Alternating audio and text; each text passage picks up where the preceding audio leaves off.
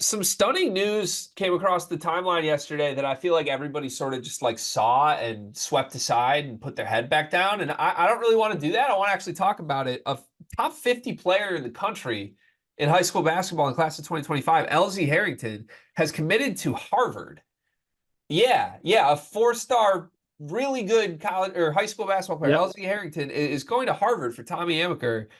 He is the 75th rated player according to 24/7. He's the 42nd rated player per the 24/7 composite, the fourth best player in the state of California. Played at St. John Bosco in California this year, and he had offers from UCLA, from USC, from Arizona State. Harvard was the fourth on his list. He ends up choosing the Ivy League route. First off, I'd like to applaud him for that. That's not something you see very much. Obviously, an Ivy League school going there means something. But this is, I think, the first time in a very long time that we've seen a pedigree basketball Mhm. talent choose the Ivy League from there and not just be a slept-on player. Maybe he was impressed with what Tommy Amaker did with Malik Mack last season. Who Yeah. knows? What do you make of LZ Harrington's commitment to Harvard? It's interesting. It is clear that academics is a priority here, which should be commended. We don't see players make, or at least high end players like this, make decisions based on academics anymore. Really, since NIL became a thing, so that's nice to see.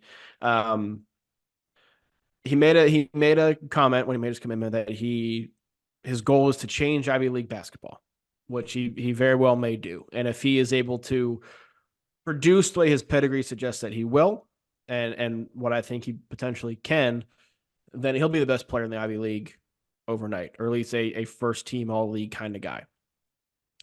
That being said, this is not the first time that Harvard has landed like the best recruits in the Ivy League.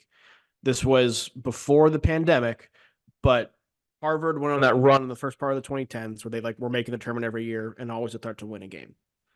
They parlayed that to the back part of the 2010s where they would land not pedigree guys like Harrington, not top 50 guys, but top 100 guys who would be in the 85 to 100 range. And they just never kind of panned out and didn't develop at a rate of players of similar rankings. Um, that worries me a little bit with Harrington, because if you go to somewhere like Harvard, if you're just looking at pro prospects, you're at risk of falling out of the national consciousness and falling off the radar unless you develop. And it's been a few years now since Harvard has really developed somebody who was one of the better mid-major players in the country. Whoa, Harrington, whoa. Malik Mack. that's not development. That was a freshman. But like, I don't think you can make the point you're making when Malik Mack was that good in year one and got to Georgetown overnight. Like he was not Okay, expected to do that. And if we're he was saying the not. staff had no role in that, that seems like we're The missing the the mark. that is fair. That being said, Mac did not pick Harvard over USC, UCLA, and Arizona State. Sure. Right. The commitment to Harvard over those makes me think he is committed to Harvard. Sure. And so if I'm going to view this from you're going to be at Harvard for multiple years, I have some concerns there about the development aspect of things. Now, to your point, if he is used the way Mac was, I think Malik Mack is the reason why this was able to happen, Yeah. because you saw a young player come in and absolutely tear it up at a position you are going to try and play at Harvard. Absolutely tear it up. That's the vision. If that works, this guy can be a renaissance star in the Ivy League. How special is Mac versus is this now entirely a Harvard thing going back to what they were doing a decade ago? Yeah. Okay. I hear what you're saying. So yeah, I mean, I definitely hear what you're saying. I would push back on using the examples from years ago where they got big recruits in to see them kind of flounder. It's just with how different the sport is arrow wise right now with the transfer Mm-hmm. portal and all of that. Like, we can say this guy, okay, we think he's there to unpack his bags and be a Harvard kid. I think if this kid plays the Malik Mack role and plays up to being the 33rd rated player in the country, which ESPN has him as, I don't think he's at Harvard for long one way or the other. Like, I think he could potentially be to the NBA if he's featured that well, or potentially out of Harvard to a blue blood quickly. And look, kids can say, like, yeah, I'm here to change Ivy League basketball. We'll see about that when Duke calls, right? And Right. I know he had UCLA and USC offers, but I don't know. I like the tape here. I think my initial impression, which you and I shared this, we texted back and forth on it. My initial impression was when a kid who has UCLA and USC as offers chooses Harvard over those, maybe the kid's not as good as his rating.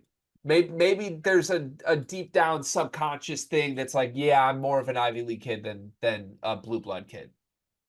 I watched the tape. I'm really impressed with the tape. I think he's like an above the rim guy. I think he is rated properly around 30, 35. I think there's some shot making. I think right away he's the most talented player in the Ivy League now that Danny Wolf is out of the Ivy League. Like that is immediately what I believe. And we'll see if he lives up to that. You could push back and say Xavier Lee will be the best player. I think this kid maps most talented. Talent wise, I think this kid is right on par with Xavier Lee right now. Yes. I would ask this. Would you have, you brought up a couple of Yale guys, not to do a Harvard versus Yale thing, but would you have less concerns or be more excited if he had picked Yale instead of Harvard? I don't think so. I don't think I like it. And I get why you asked the question. I think there is maybe a safer infrastructure development wise there from what we have seen. But I really believe this is such a plug and play Malik Mack replacement. Like, why can he not do exactly that? And I would guess part of this for him, he's going to play point guard for Harvard, would be my guess. You weren't going to start at point guard for USC. You weren't going to start at point guard for UCLA. You are a combo guard. Your opportunity to have the ball in your hands constantly is going to be so much higher here. I don't know. I kind of love this choice from him, honestly. We'll see what happens.